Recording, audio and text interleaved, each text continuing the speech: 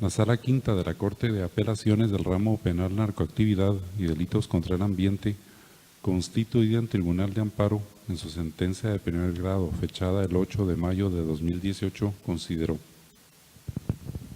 ante la suspensión de la audiencia por la incomparecencia de la señora Lalesca Arlet Arango González, no se violenta el derecho de las partes, entendiendo a que se pretende garantizar el derecho de audiencia de las partes, y el juez hace saber el por qué accede a la suspensión de la audiencia. Y al declarar sin lugar el recurso de reposición lo hace atendiendo a las circunstancias que considera pertinentes, y en ese sentido no es una vulneración de los derechos del accionante, toda vez que, al emitir la resolución, el juez acuo lo hace de conformidad con las facultades que la Constitución Política de la República de Guatemala y demás leyes le otorgan.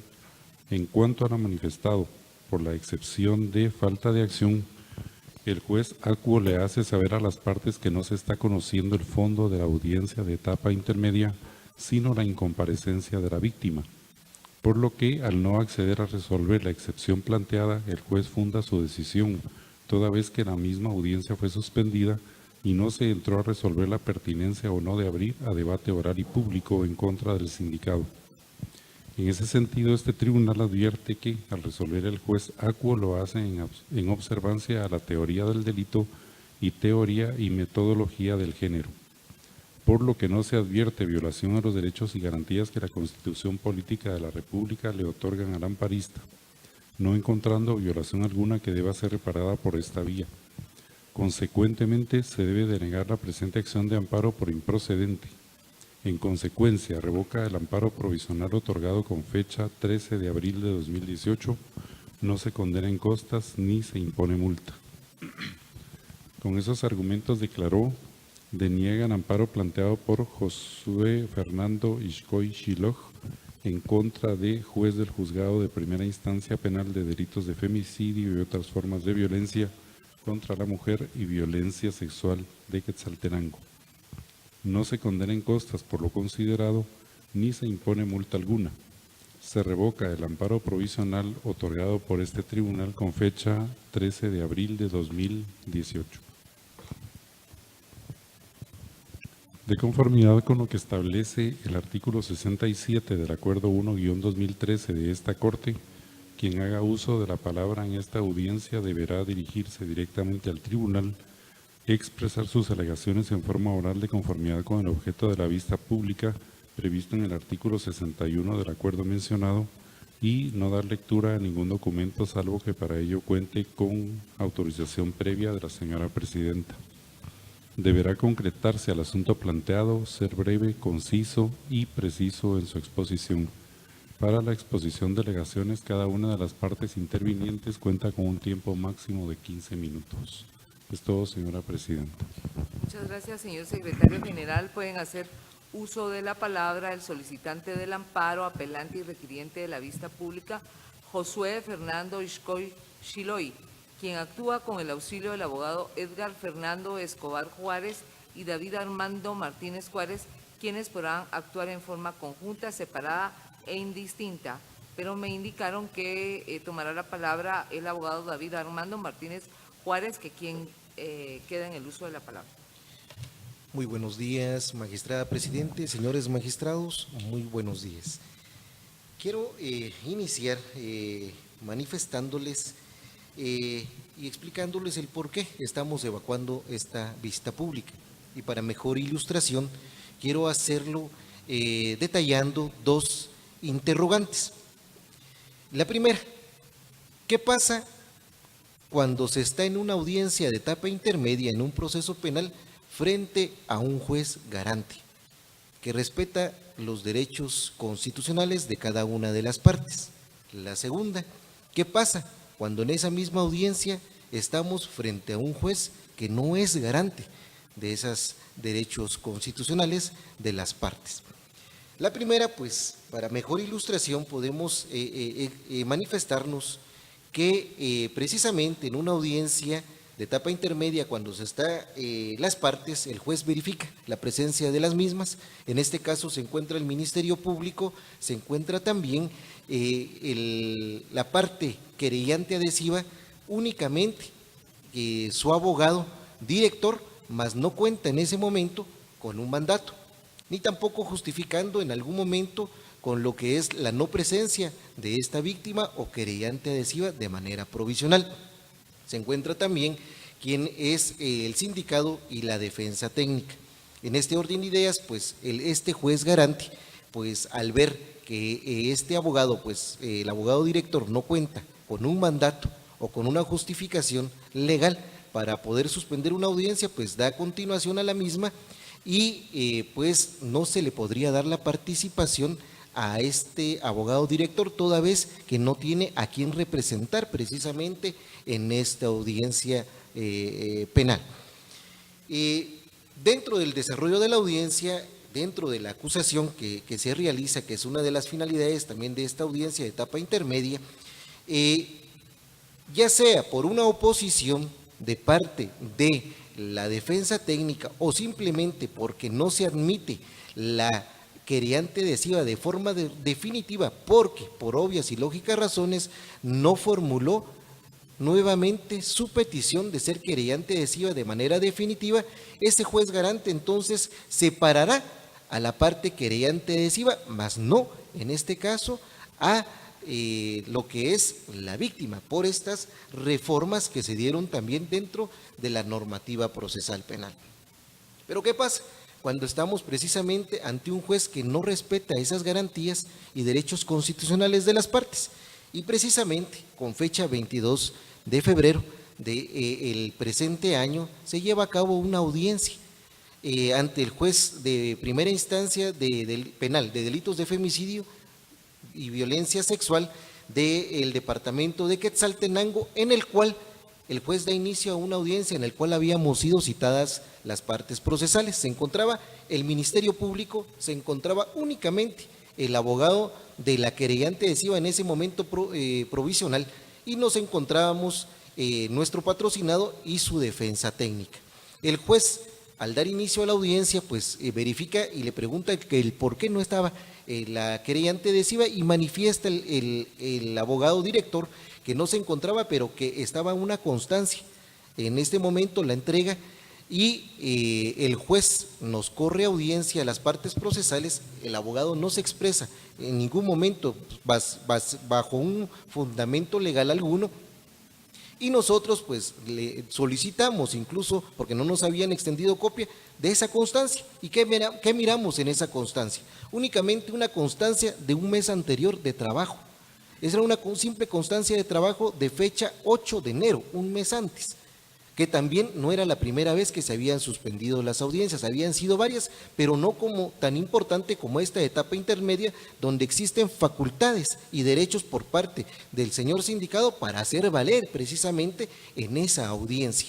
Sin embargo, al ver que no había una prueba para establecer, ni tampoco tenía un mandato el abogado, nosotros pues nos opusimos precisamente en esas dos posturas, que no había prueba alguna legal, ni tampoco fundamento alguno, porque teníamos que hacer valer nosotros precisamente esas facultades y derechos que el Código Procesal Penal y la Constitución nos otorgan, precisamente en una oposición o plantear una excepción.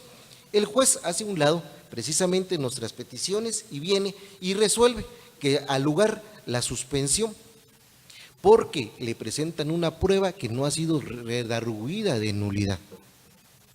Y aparte, fundamenta precisamente en el decreto número 21/2016, que en su artículo 4 le habilita precisamente para poder decir que sí se lleva a cabo una suspensión de la audiencia. Es ahí en donde nos provoca un agravio, no por la suspensión, sino porque existe falta de motivación fáctica, también jurídica, y también una motivación probatoria. Es ahí donde nosotros planteamos precisamente y miramos que se estaban ya violando nuestras garantías, precisamente las garantías constitucionales de nuestro patrocinado.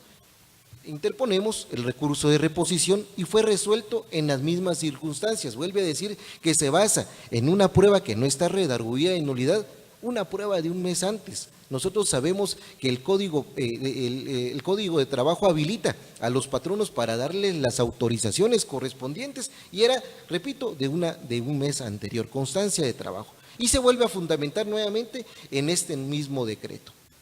Obviamente se interpone también esa excepción de falta de acción sabedores, que puede hacerse independientemente de la etapa en que nos encontremos. Si el juez consideraba que era una etapa preparatoria intermedia, el artículo 121 del Código Procesal Penal habilita a que se pueda plantear, ya sea en la etapa preparatoria intermedia, una excepción, ya sea de falta de acción, con la finalidad de separar no a la persona, mas sí a la calidad de parte, de querellante adhesiva de manera definitiva. En este orden de ideas, el juez rechaza liminarmente y establece principalmente que la víctima es el centro del proceso, porque es un tribunal especializado. Y justamente nosotros denotamos que sí, para este tribunal es el centro del proceso, porque deja a un lado total al sindicado. Y sabemos nosotros que sin querellante adhesivo puede continuar el proceso penal, porque la calidad de víctima siempre la va a ostentar. Lo más importante es que sin sindicado no podría continuar un proceso penal. En este orden de ideas se ven vulnerados los derechos constitucionales y se plantea la acción de amparo, que lo conoce precisamente la Sala Quinta del ramo penal narcoactividad y delitos contra el ambiente del departamento de Quetzaltenango. Y con fecha 8 de mayo del presente año da su sentencia, y en la cual, pues en la parte resolutiva, manifiesta que declara sin lugar la acción de amparo que nosotros estábamos solicitando. Circunstancia, pues que por obvias razones nos causa agravio, porque precisamente denotamos que en el considerando segundo de dicha sentencia, únicamente de manera escueta, en 27 líneas, resuelve. Y denotamos que en esas 27 líneas en ningún momento cumple con lo que establece el artículo 42 de la Ley de Amparo, Exhibición Personal y de Constitucionalidad, que exige que ese tribunal de amparo debe de examinar los hechos, las actuaciones, analizar las pruebas y también examinar los fundamentos de derecho. Y no lo hace. Simplemente se basa en 2 puntos en esas 27 líneas, y es el primero, que dice que el juez acuo dictó sus resoluciones garantizando la presencia o las audiencias de las partes. Y eso no es cierto, toda vez que tanto el juez de primera instancia como el tribunal de amparo únicamente le están garantizando el derecho de audiencia a una de las partes procesales, no es a nosotros, sino es a la querellante adhesiva. Es para este tribunal y es para el juzgado de primera instancia importante que se constituya en una audiencia como querellante adhesiva de forma definitiva. El segundo es el segundo punto, que dice que el tribunal acuo, denota el tribunal de amparo, que resuelve en base a la teoría del delito y en base a la teoría y metodología de género. En ningún momento ninguna de las partes hicimos mención a situaciones o circunstancias de materia sustantiva, que es donde esa ciencia de la teoría del delito se aplica. Ignoramos el por qué dice que resuelve en base a la teoría del delito. Y en teoría y metodología de género, nosotros tenemos el conocimiento que esa metodología de género es la que se incrusta dentro del paso o debido proceso, pero no se incrusta en un indebido proceso, toda vez que se hace vivo el agravio. ¿Por qué? Entonces carece de motivación fáctica. ¿Por qué de motivación jurídica y por qué de motivación probatoria? Precisamente carece de motivación fáctica porque el juez ha resuelto únicamente a una simple solicitud, sin prueba alguna, de un abogado. ¿Por qué de motivación probatoria? Porque se basa en una prueba que ni siquiera era una constancia médica, porque en ese bloque constitucional nosotros podríamos decir, bueno, la salud es importante y podríamos haber accedido a una suspensión de la misma, mas sin embargo es una constancia de trabajo de un mes anterior. ¿Y por qué carece de una motivación jurídica? Porque precisamente el juez se basa, si ustedes y con su venia me podrían permitir dar lectura a 3 líneas de una normativa. Al lugar. Muchas gracias. El decreto en el que se basa el juez de primera instancia es el decreto 21/2016, artículo 4, y dice claramente, derechos a las víctimas sin menoscabo de otros derechos, pero aquí nos menoscabó nuestros derechos ese tribunal. Ya reconocidos en otras leyes especiales y normativas internacionales adoptados por el Estado de Guatemala, esta ley les reconoce los derechos siguientes. Y en el inciso 4 dice, a estar presente en todos los actos procesales en los cuales el imputado tenga ese derecho. A estar presente es un derecho, mas no es una obligación. En ese orden de ideas también deja a un lado el inciso posterior, que dice que tanto el fiscal y el abogado, esa es la función del abogado director, formular, ¿verdad?, todas las circunstancias para que ella esté presente. En este caso, tenía que en algún momento realizar la solicitud de avisos al empleador, tal como dice en un inciso posterior, el cual lo deja a un lado totalmente tanto el Tribunal de Amparo como el juez de primera instancia. También se ve violentado con esta resolución lo que establece el artículo 5 del Código Procesal Penal respecto a la tutela judicial efectiva y nuestra legítima pretensión que en su momento se la hicimos saber. También en el Pacto Internacional de Derechos Civiles y Políticos habla sobre las garantías judiciales y una de ellas está contenida en este artículo precisamente en que es a toda persona procesada tiene derecho a que no se dé dilaciones indebidas. Y en esta dilación nosotros consideramos, tal como ya también la Corte Interamericana ha establecido precisamente en el caso Valle Jaramillo y otros versus Colombia, en el párrafo 154, que una dilación indebida es violatoria de las garantías constitucionales.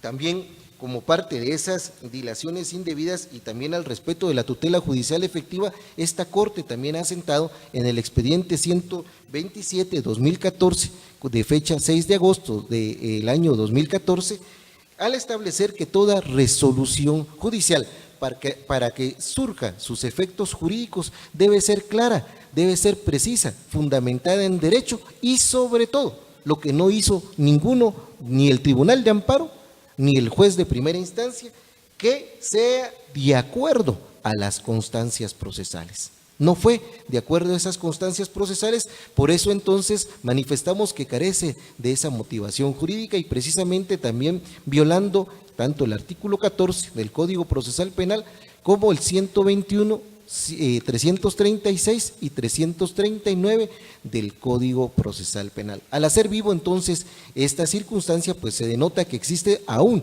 el agravio toda vez que se violan los derechos de defensa, tutela judicial efectiva, la igualdad y los principios jurídicos del debido proceso, la imperatividad, la imparcialidad y sobre todo lo que es esa inmediación procesal.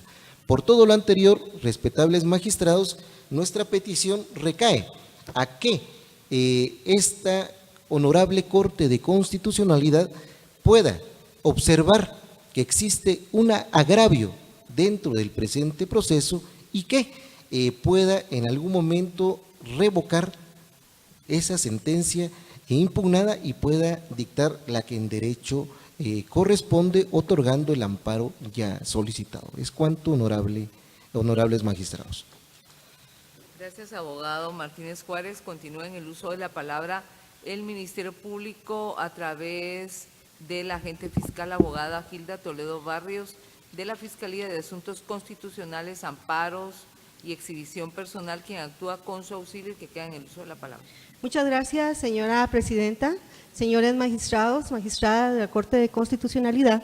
La Fiscalía comparece en el día y hora señalado para la vista dentro del expediente identificado con el número 2544-2018. En esta oportunidad, señores magistrados, la Fiscalía comparte el criterio sustentado por la Sala Quinta de la Corte de Apelaciones del Ramo Penal, Narcoactividad y Delitos contra el Ambiente, de fecha 8 de mayo del 2018, a través de la cual deniega la protección constitucional solicitada por el señor Josué Fernando Ishkov Shilog contra el juez de primera instancia penal de delitos de femicidio y otras formas de violencia contra la mujer y violencia sexual del departamento de Quetzaltenango. En la sentencia proferida por el Tribunal de Amparo en primera instancia, señores magistrados, se establece de forma clara y precisa el porqué deniega la protección constitucional solicitada.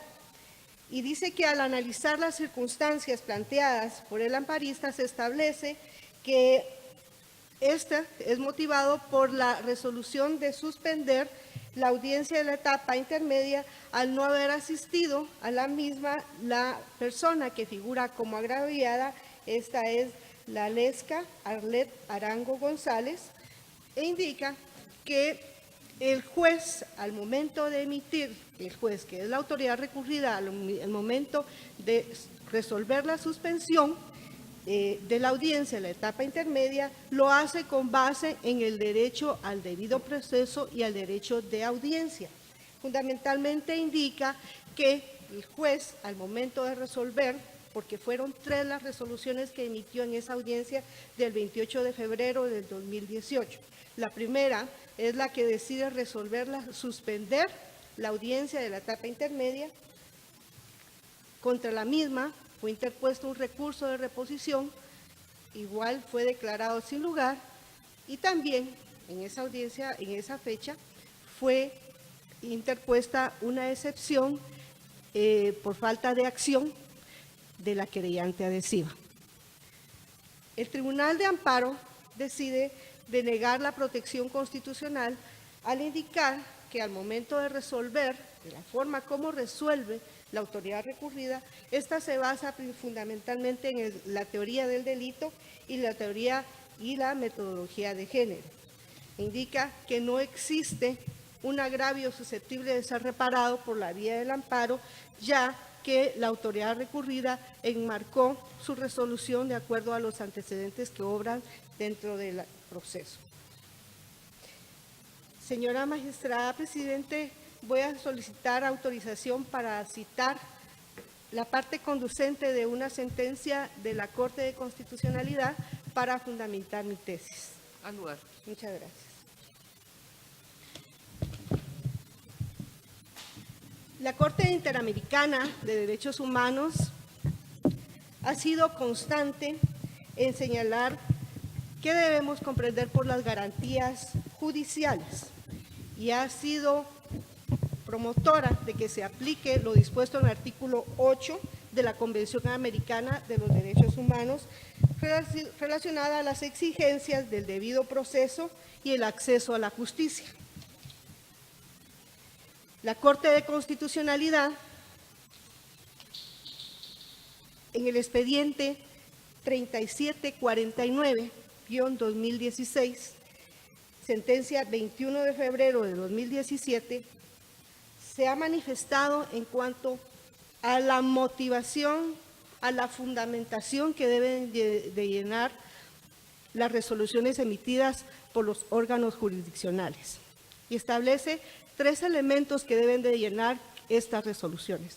El primero es la congruencia, la motivación y la exhaustividad. La congruencia se refiere a que el juez debe resolver de acuerdo a las peticiones formuladas por las partes, debe hacer una motivación o una consideración de acuerdo a lo que están exponiendo las partes y debe emitir la resolución en ese sentido. La motivación es la obligación que tiene el juez de expresar los motivos y razones fundamentales de su resolución. Y por último, la exhaustividad, que es la obligación de agotar todos los puntos que fueron expuestos en la audiencia para emitir su resolución. ¿Por qué se indica esto, señores magistrados?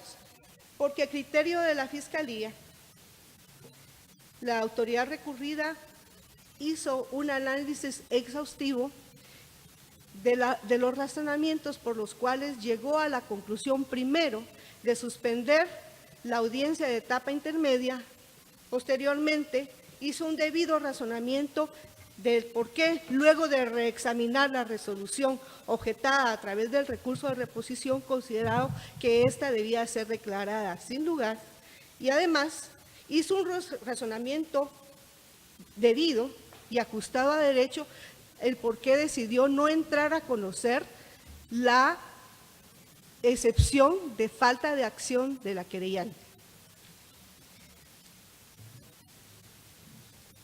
Resulta importante retomar el contenido de esta resolución, señores magistrados de la Corte de Constitucionalidad, del expediente a que me hice referencia, porque en esta sentencia los honorables magistrados de la Corte de Constitucionalidad hacen referencia a que el Estado de Guatemala reconoce y garantiza la protección adecuada de los grupos en situación vulnerable en la sociedad, entre los que se encuentra a la mujer, quien por razones de género se ha visto sometida a condiciones de desigualdad e inequidad.